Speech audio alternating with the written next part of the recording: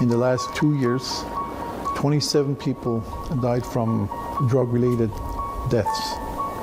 That's a huge number for a small population of 2,000. We don't want to keep seeing our people die because of drugs and alcohol.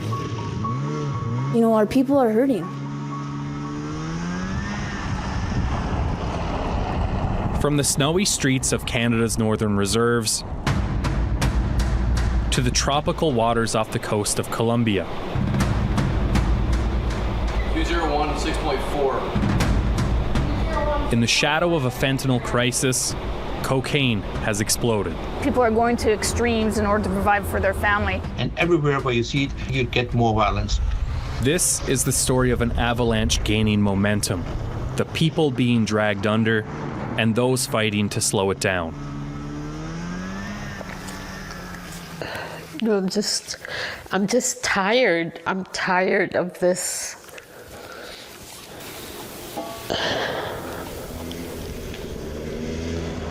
Shejit Innu First Nation is home to 2,000 people, half of them children. Located at the end of Lake Melville in central Labrador, there's one road in and one road out. There's a school here, a handful of police officers, and a steady flow of cocaine. Cocaine has become a very big problem in our community. It's the drug of choice of young people, it seems. And there's a lot of young people that are involved with cocaine. Peter and Marianne Panashaway raised 4 kids of their own. 3 struggled with cocaine addiction.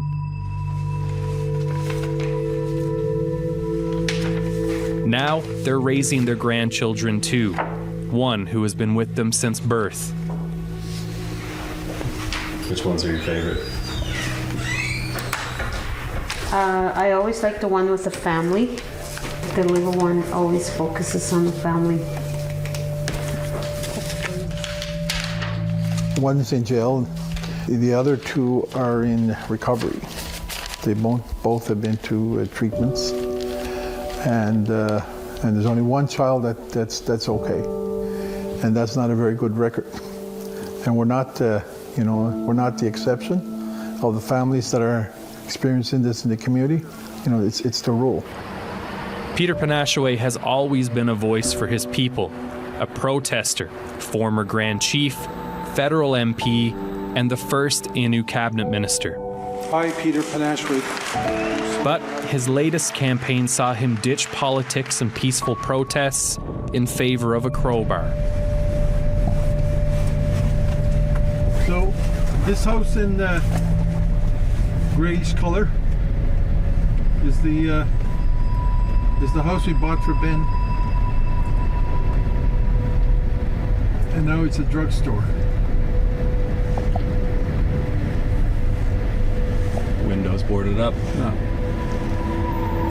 The Panashaways hope this house could be a fresh start for their son, would help him get back on his feet and be a father again. Instead, they say at the depths of his addiction, it was traded away for cash and cocaine. And suddenly it was becoming like a drug house, and they got themselves barred right in. And I was getting so frustrated, and you can't burn the house down. We're like, what are you going to do, right? Last winter, he'd had enough. Panashaway wanted the new owner out, threatened on social media that he'd start smashing windows if he didn't leave. And I said, watch how quickly they arrest me. Watch how quickly the RCMP are going to show up to arrest me. What about the drug dealers? Drug dealers can get away with anything. Peter Panashaway, former federal cabinet minister, facing criminal charges for mischief. But he didn't care. Drug dealers can get away with anything. Up to that point, nothing was happening. There's obviously a crisis in the community, and I don't get a sense that people see it as a crisis. I don't sense that our CMP are seeing it as a crisis. Every time I've spoken to them, they're going for the big fish. Well, forget about trying to catch the big fish. Go after the people that are actually selling it in the community and who are pushing it. So if you're looking for cocaine, that's where you go and buy it. The man Peter is accusing says that's not true. He spoke to CBC after the incident and denied being a drug dealer. But 7 months later, the RCMP came knocking. I would like to commend our police officers from Happy Valley Goose Bay and Sheshashi RCMP detachments for their exceptional work during Project Beehive. 17 of those little fish were arrested in a major sweep of central Labrador. The man who allegedly tangled with the Panashaways charged with trafficking cocaine. Police seized cash, meth, heroin, even nitazine, a strong synthetic opioid. But there was something about that cocaine that took even the most seasoned investigators by surprise. Inspector David Emberley heads up the RCMP's organized crime unit in Newfoundland and Labrador. Sometimes we see him in a vacuum seal bag. I've seen him done in black rubber, but most of the time, from my experience, they're done in tape like this. A kilo of cocaine used to be a rare find for his team, but not anymore. In 2009, when I started in drug section, if we seized a kilo of cocaine, that was a big seizure. Since then, the amount of cocaine that we're seizing has gone up dramatically. The other thing I've noticed is that we're finding guns on almost every search warrant that we do.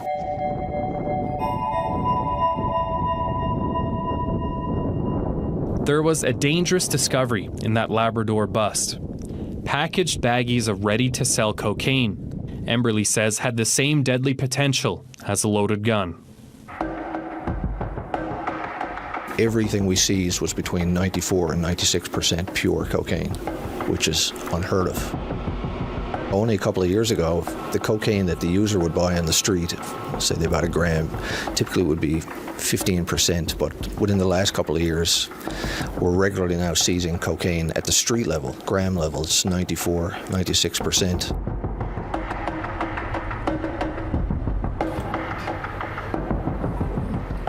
What does that mean? For starters, more people ending up here, in the morgue of Newfoundland and Labrador's chief coroner, Dr. Nash Dennick. What individuals have to know that cocaine is still most dangerous drug. And the reason being that we don't have an antidote. We have individuals who are dying on the scene with a couple of vials of Narcan used with no recovery, meaning that they may have fentanyl on board, but they also may have a cocaine. And the cocaine is going to be the substance that's going to kill the individual. This isn't just a problem in Sheshashi. Newfoundland and Labrador has seen a sharp increase in accidental drug deaths, a 221% spike in 10 years. Now look at cocaine, an increase of over 1,000% in the same time frame. While the rest of the country has been focused on fentanyl, cocaine remains the biggest killer in Newfoundland and Labrador. Dr. Dennick performs autopsies on each of these people, and then he picks up the phone. Those conversations are difficult because on the other side of that line, you have a desperate next of kin, being mom, dad, sister, or a child, and they usually ask themselves why, and could we have done differently? For years, experts have warned about substances mixed with cocaine, but Emberley says it's the purity that now poses the biggest risk.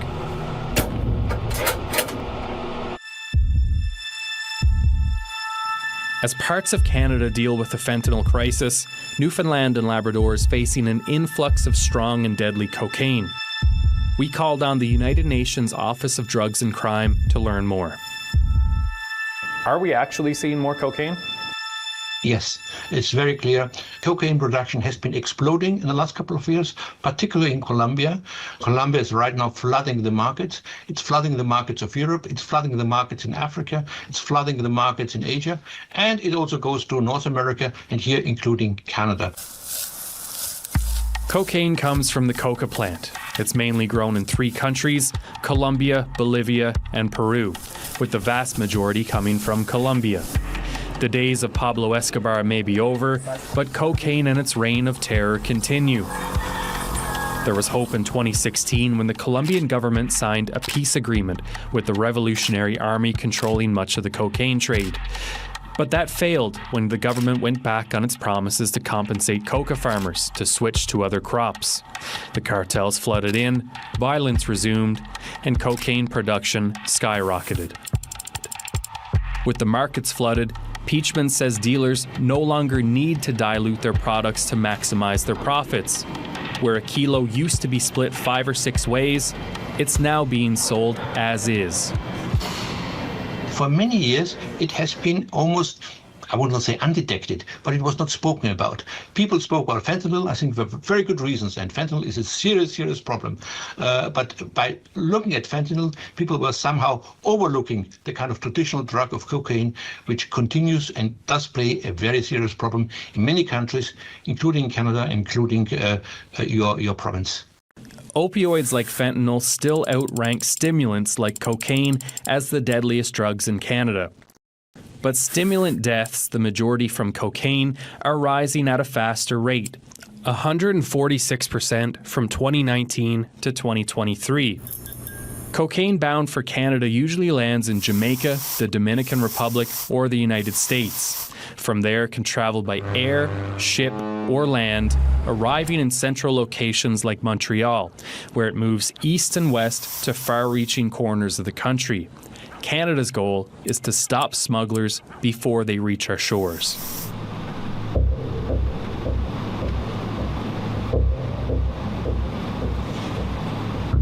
In the middle of a vast Caribbean dreamscape, HMCS Margaret Brooke is the only ship for miles around.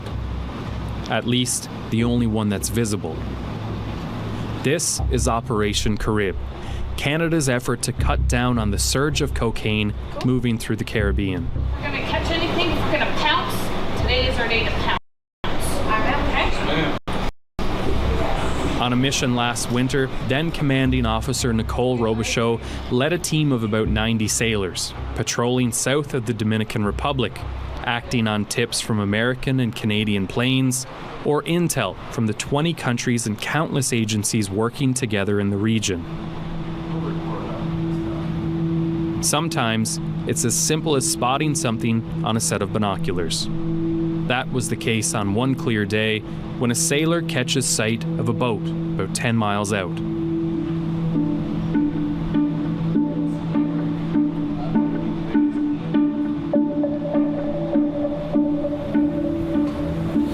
HMCS Margaret Brooke is a floating platform for American law enforcement agents. That means when the ship spots a suspicious vessel, it's the Americans who get off and pursue it. Now, given the dangerous nature of the work and the vindictive nature of the cartels, we've agreed not to use their names or show their faces.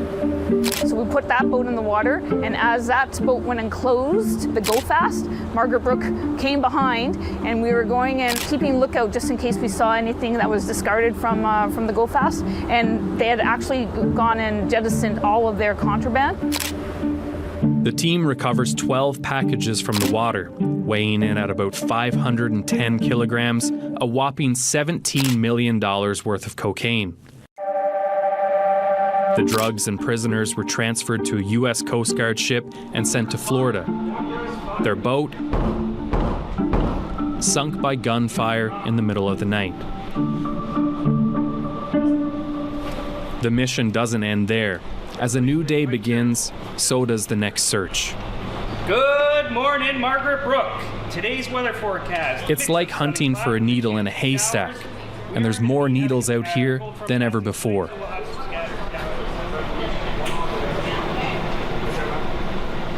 A Customs and Border Patrol plane spots a small boat heading towards the Dominican Republic. It's not pinging on the radar or reporting its location. The Margaret Brooke begins to mobilize. Revolution 130. Okay, team, listen up. This one's a little bit of a different situation than our last hit. We are creeping up from ahead of the target vice astern. The target will be able to see us and probably evade us. 02 ice radar? So red 9. A rigid inflatable boat, otherwise known as a rib, is lowered into the water. The U.S. Coast Guard team is on board. The team in the rib radios back to the ship with questions for the Maritime Patrol Aircraft, or MPA, overhead. Want to know if you can ask the MPA if they have any indicia of nationality and if they see any Muslims on board. Over. Papa 16, this is father. Negative, MPA is departed, over. The aircraft has already left the area, leaving the team flying in blind. And the bad news continues. The rib has lost an engine. It's floundering in the water.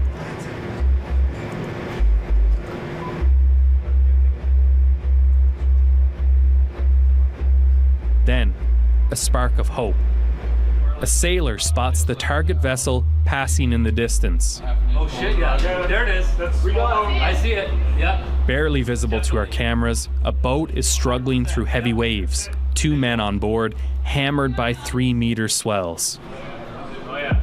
15 to port, wheel on, sir. Very good. The Margaret Brooke, a 100-meter ship with a top speed of just 32 kilometers per hour, is now in the race.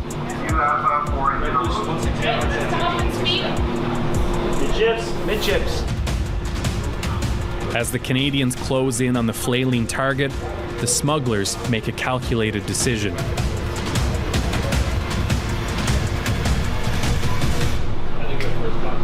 What's that? Package in the water, starboard side. Ah. They're ditching their cargo, forcing the captain to make a split-second decision: keep up the chase or slow down to recover what could be millions of dollars worth of cocaine. Okay, let's come down in speed. Stop our turn. The captain chooses recovery.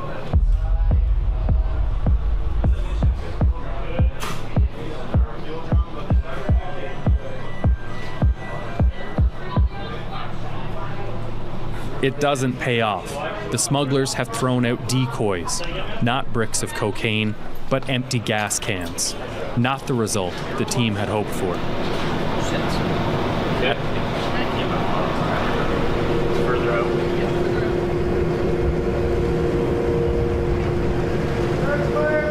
That one hurt a little bit, and I think the entire crew felt it because it was so close. It was so close. But unfortunately, that vessel did get away.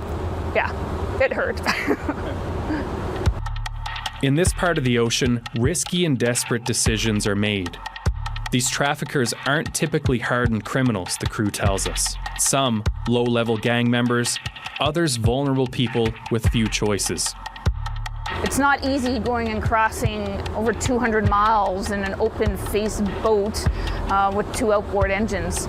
Most of it in the dead of night, so you don't get captured. Underneath a tarp in the sweltering heat, so once again, you don't get captured, you don't get seen. It's extreme for what people are doing in order to go and make a living or to provide for their families.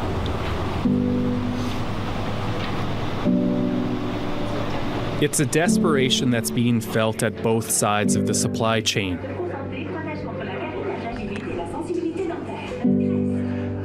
This is Appenum's Camp, day 1 of an 8-week residential treatment program. The counselors, all in recovery themselves, saw record demand this winter. 30 people signed up to live together and hopefully leave sober. There's companionship, 3 square meals, and music. Passionish Panashaway, now a counselor here, sought treatment from this program 4 years ago.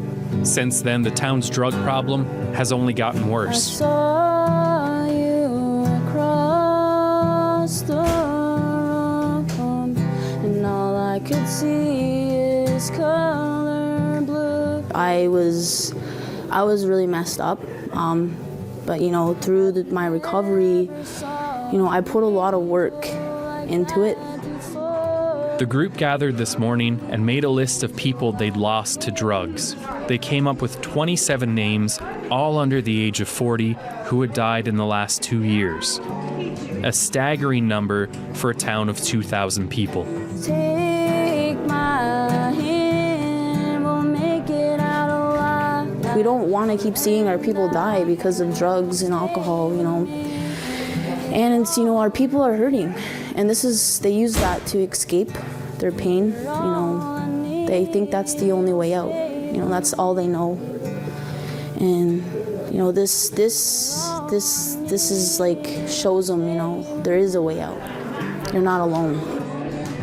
You're all I need, we'll stay. Off camera, several people at the camp told us about the problems they've had with drug dealers, infiltrating NA meetings, pulling people back into addiction to line their own pockets, and threatening those who go against them.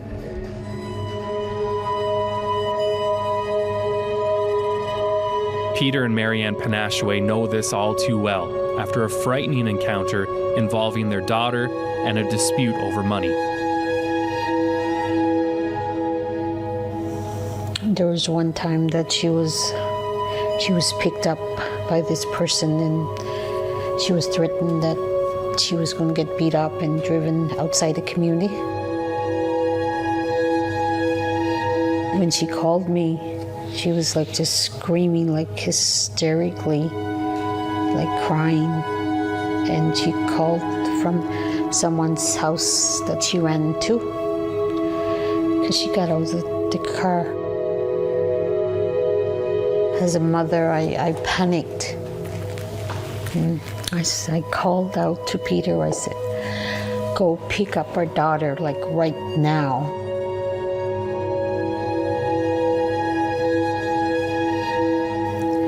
You don't expect that to happen in a small community, to get threatened by this man who's selling drugs. It's that human toll that weighs on Inspector David Emberley. Every purchase, he says, props up a deadly industry. When people are buying, a half gram or a gram, they are supporting a whole network of organized crime groups between South America and here. You're dealing with violence and, intimidation and weapons, and we see that right here in our own province. It is frustrating, but it's more frustrating looking at these bodies of young individuals who are in their primes and thinking about the full life being in front of them, and they're here on my autopsy table. On a bitter cold morning in January, Peter Panashwe had his day in court. The mischief charges were dropped in exchange for a peace bond. The man Panashwe calls a drug dealer is still living in his son's former house.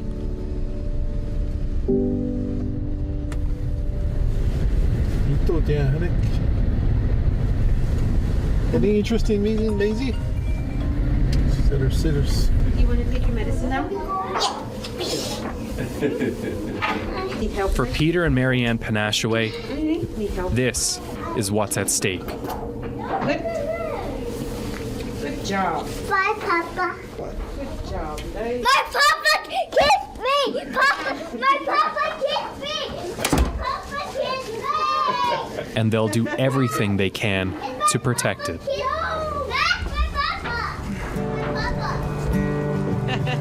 Take my hand, we'll make it out alive. You and I will stay with me. You're all I need.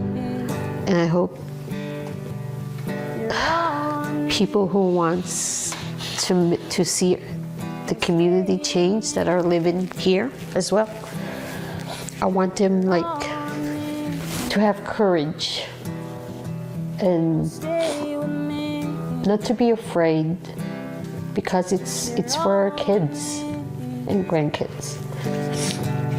You're all I need. Oh, stay with me.